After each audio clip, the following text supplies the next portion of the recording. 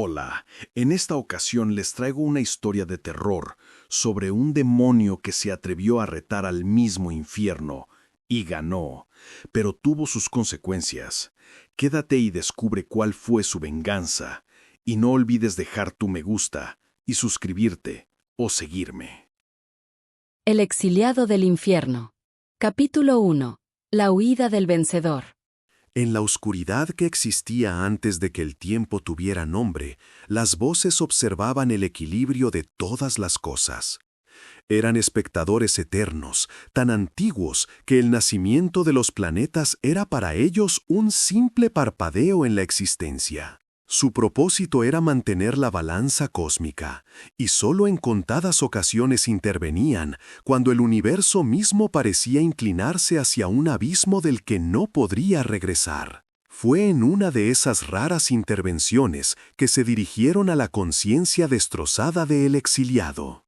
Este ser, un señor de la guerra de reinos infernales, yacía al borde de la nada misma. Tras una rebelión épica, había derrotado a 5 legiones completas de los temibles cazadores, los soldados de élite del infierno. Pero la victoria tuvo un precio catastrófico. Su forma corporal, una encarnación de energía y oscuridad, se desintegró hasta quedar en un estado lastimoso, una bruma negra que apenas mantenía coherencia. Las voces no le ofrecieron compasión, sino una profecía fría y clara. En un mundo de mortales, bajo una alineación estelar específica, nacería un vasallo, un cuerpo humano único, capaz de albergar su esencia sin ser consumido. Sería su oportunidad de sanar, de renacer. Hasta entonces, su única opción era la ocultación, porque sus enemigos, los cazadores sobrevivientes, lo buscarían sin descanso. La vergüenza de su derrota exigía venganza. En las noches sin luna, cuando la conexión con su oscuro origen se fortalecía, su poder crecía y podían sentir el rastro de su esencia herida como un olor dulce y putrefacto. Para crear un escudo, el exiliado empleó los jirones de poder que le quedaban. Atrapó las almas de humanos que habían perecido en la espesura que eligió como refugio y las forjó de nuevo, creando a los centinelas. Criaturas de una lealtad inquebrantable, sus cuerpos, pálidos y de miembros alargados, fueron diseñados con una ley primordial: nunca tocar el suelo. La esencia debilitada del exiliado impregnaba la tierra de su escondite. Si un centinela la pisaba, dejaría una huella energética que actuaría como un faro para sus perseguidores. Eran una red de vigilancia perfecta, guardianes silenciosos de un amo que agonizaba. Capítulo 2. El olor de la promesa. La casa de madera parecía contener la respiración. Dentro, el aire era pesado, cargado con el aroma dulzón de las hierbas que la mujer utilizaba para calmar los dolores que la acometían con frecuencia. El parto era inminente. Fue en medio de esa quietud expectante cuando una figura se recortó contra la ventana del dormitorio. No era un animal ni una sombra proyectada por los árboles. Era un centinela. Sus dedos, largos y huesudos, se aferraron a la madera sin hacer ruido. Su cabeza, grotescamente alargada, se inclinó mientras sus fosas nasales, poco más que 2 hendiduras, se dilataban. Olfateaba el aire que se filtraba desde la habitación. No buscaba al niño, sino el rastro precursor, la promesa de su llegada. Un olor a potencial cósmico, a destino sellado en la carne que solo seres como él podían percibir. El padre, que vigilaba a su esposa, lo vio. El corazón le golpeó el pecho con fuerza, pero una curiosidad mórbida le impidió gritar. La criatura no parecía hostil. Su atención estaba puesta en el aire, no en ellos. Tras lo que pareció una eternidad, el centinela se desprendió de la ventana y se esfumó en la noche con la fluidez de una araña descendiendo por su hilo. Su viaje a través del bosque fue rápido y silencioso. Llegó hasta la grieta en la montaña que servía de entrada a la cueva. En su interior, la bruma negra del exiliado se agitaba, sensible a la proximidad de su mensajero. La comunicación fue instantánea, un susurro mental que transmitía la confirmación tan esperada. El aroma del vasallo llena el aire. Su llegada es cuestión de horas. La respuesta de la bruna fue una onda de urgencia y temor. Protegedlo, velad por la madre, los cazadores, su aguijón ya se siente en el aire, vienen hacia allí, no fallen. La orden se expandió por la red mental que unía al exiliado con sus siervos. Alrededor de la casa, otras siluetas pálidas comenzaron a emerger de la oscuridad, tomando posiciones en los techos y las ramas más altas, no para atacar, sino para formar un perímetro de defensa. La espera había terminado. La batalla por el futuro estaba por comenzar. Capítulo 3. La fe armada. El padre Anselmo observaba desde la pequeña ventana de su estudio junto a la iglesia. Sus ojos, acostumbrados a descifrar los silencios del pueblo, no pasaron por alto el cambio en el comportamiento de los centinelas. Durante generaciones habían sido una presencia distante, un recordatorio de la prohibición que pesaba sobre el bosque. Pero ahora su patrón había cambiado. Se movían con un propósito claro, una sincronización militar que los llevaba a congregarse alrededor de una sola casa en la linde del bosque. Ya no merodeaban, custodiaban. Para Anselmo, este comportamiento solo confirmaba lo que los antiguos manuscritos, sellados en los archivos secretos del Vaticano, habían pronosticado. Cada párroco de este pueblo, al asumir el cargo, era iniciado en un secreto terrible y esperanzador, la existencia del exiliado y la profecía de su vasallo. No se trataba de un mero exorcismo, sino de un evento cósmico que requería de su vigilancia. El niño estaba por nacer, y su nacimiento sería una antorcha en la noche para las cosas que habitaban en la oscuridad. Sin perder un momento, Anselmo se dirigió al altar. Sus movimientos eran calmados, ritualísticos. De un compartimento oculto detrás del sagrario, extrajo varios objetos. Un relicario de plata que contenía un fragmento de la Vera Cruz, un frasco de agua bendita consagrada por un papa en el siglo XII, y un pesado crucifijo de plata negruzca, cuyo metal estaba grabado con salmos de protección en un latín tan antiguo que él mismo solo comprendía a medias. No eran símbolos de fe, eran herramientas.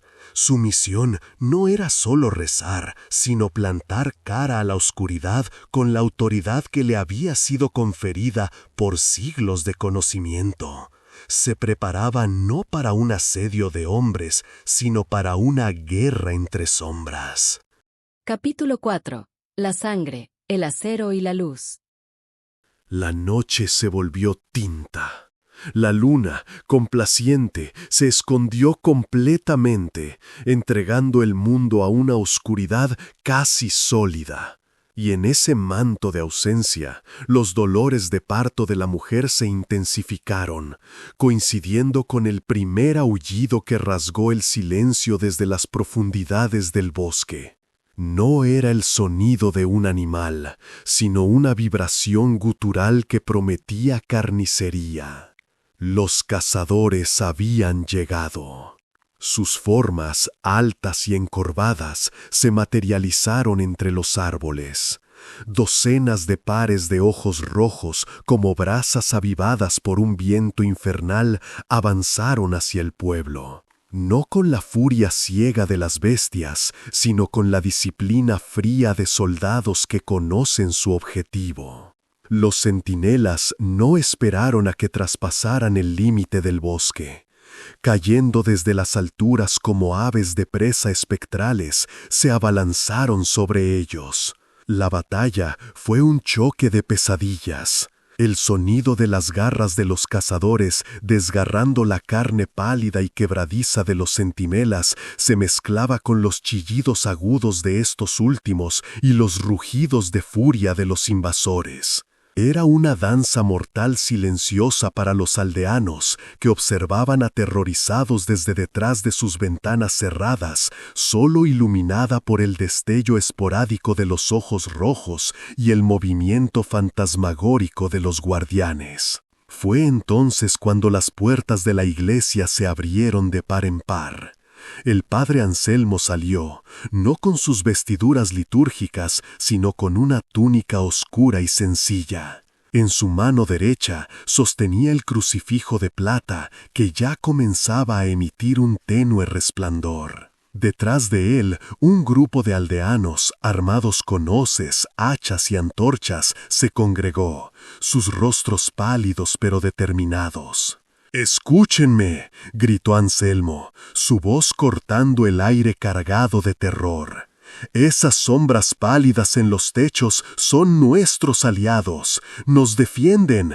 Los verdaderos enemigos son los ojos rojos, los cazadores». Hizo una pausa, mirando a los ojos de cada hombre. No son dioses ni demonios invencibles, son soldados, huesos viejos y ardientes enviados desde el inframundo. Su poder es para dañar a su amo, no tienen magia sobre un corazón humano valiente.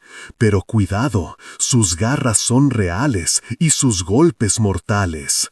Mantengan la formación y luchen junto a los centinelas. Mientras hablaba, un cazador se separó del grupo principal y se lanzó hacia la multitud con velocidad sobrenatural. Anselmo no retrocedió, alzó el crucifijo y comenzó a recitar en un latín firme y resonante. Las palabras no eran un rezo suplicante, sino una orden.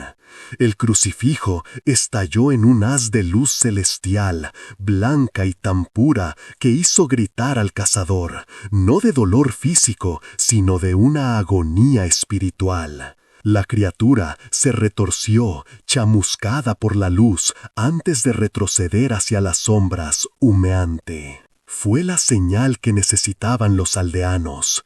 Con un grito de guerra colectivo, cargaron contra la línea de cazadores, mientras los centinelas, reconociendo la ayuda, redoblaron sus esfuerzos, creando aberturas en las defensas enemigas para que los humanos pudieran atacar. Era una alianza imposible.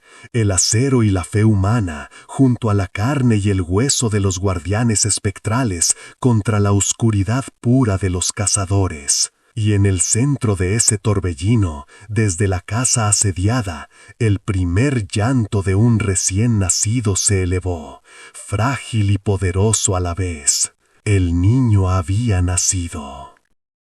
Capítulo 5. El precio del miedo. En medio del fragor de la batalla, donde el sonido del acero chocando contra la oscuridad y los gritos de los hombres se mezclaban con los chillidos de los centinelas, el terror encontró un corazón débil. Tomás, el hermano menor del padre del niño, estaba al borde de la locura. El olor a sangre y azufre, los destellos de luz y sombra habían quebrado su mente. Y entonces empezó a oírlas, voces, susurros seductores que se colaban en sus pensamientos, prometiéndole oro, tierras, una vida lejos de aquel infierno. Solo debes entregar lo que el bosque desea, le decían. Lleva el niño a la cueva, serás recompensado, serás un héroe, el salvador que puso fin al terror. Cegado por el pánico y la avaricia, Tomás aprovechó un momento de distracción. Su hermano luchaba en primera línea, su cuñada yacía exhausta tras el parto. Entró en la casa y con manos temblorosas arrebató al recién nacido de su cuna. La madre gritó, débilmente, Pero él ya corría, impulsado por el miedo y las falsas promesas. Su huida a través del pueblo fue un viaje alucinante. Los centinelas, al verlo correr con el niño, no lo atacaron. Por el contrario, parecían despejarle el camino, interceptando a los cazadores que intentaban alcanzarlo, creyendo que llevaba al niño a un lugar seguro. Cada sacrificio de un centinela, cada criatura destrozada para protegerlo, era para Tomás una confirmación de que estaba haciendo lo correcto, guiado por un poder superior. Jadeante y cubierto de sudor frío, llegó a la entrada de la cueva. Las voces en su cabeza eran ahora un coro triunfante. «Entrega el niño, tu recompensa está cerca». Con un gemido, colocó al bebé en el suelo frío de la entrada. «Lo traje, ahora cumplan su promesa», gritó a la oscuridad.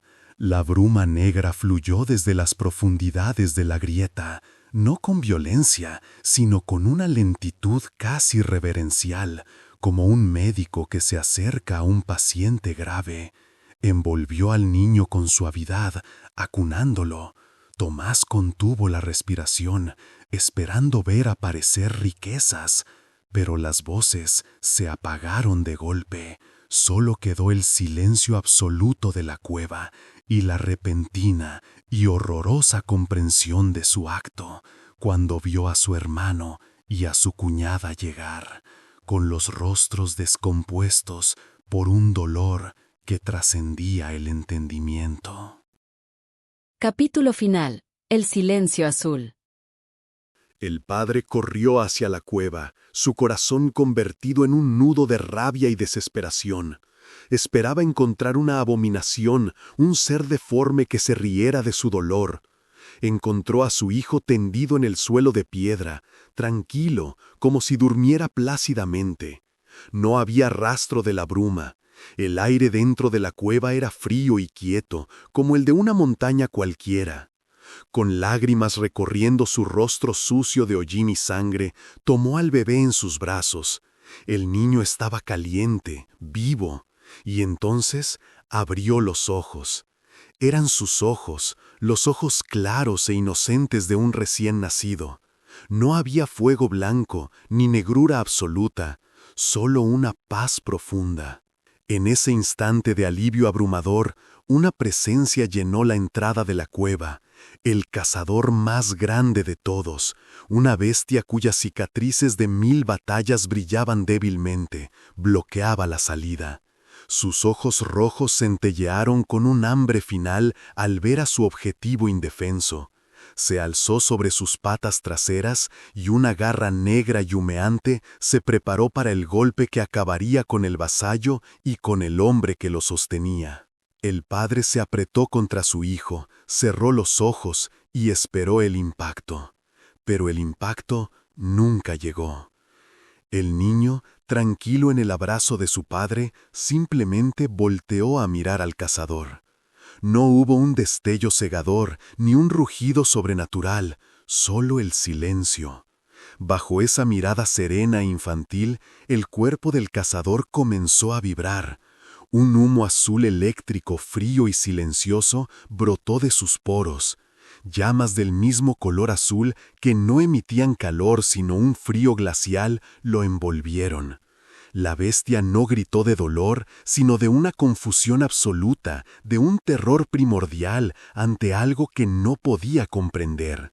En cuestión de segundos, su forma se desvaneció, desintegrándose en un polvo azul brillante que se esparció en el aire y luego se apagó, dejando el espacio vacío. La paz que siguió fue total. Los sonidos de la batalla en el pueblo habían cesado. Los cazadores restantes, al sentir la aniquilación de su líder y la nueva y tranquila presencia que emanaba del niño, se dispersaron, absorbidos por las sombras del bosque del que habían emergido. A partir de ese día, el niño creció. Parecía un niño normal, sano y risueño. pero una guardia silenciosa lo acompañaba siempre. Centinelas se apostaban en los árboles del patio, en los techos de las casas vecinas, una presencia constante y vigilante. El exiliado no lo había poseído, se había curado dentro de él. Las dos esencias, la del demonio vencedor y la del niño humano, se habían fundido en una simbiosis perfecta, creando un nuevo tipo de ser, un guardián, un punto de equilibrio viviente. El padre Anselmo, desde los escalones de su iglesia, observaba al niño jugar. Ya no custodiaba un secreto de terror, sino un misterio de esperanza. La huida del exiliado había terminado. No había encontrado un vasallo, sino un hogar. Y el pueblo, gracias al valor de sus habitantes y a la fe armada de su párroco, supo que, bajo la mirada serena de aquel niño y la protección de sus centinelas, había encontrado una paz que no conocía desde hacía siglos. La balanza al fin se había equilibrado. ¿O no? Gracias por mirar el video. No olvides suscribirte.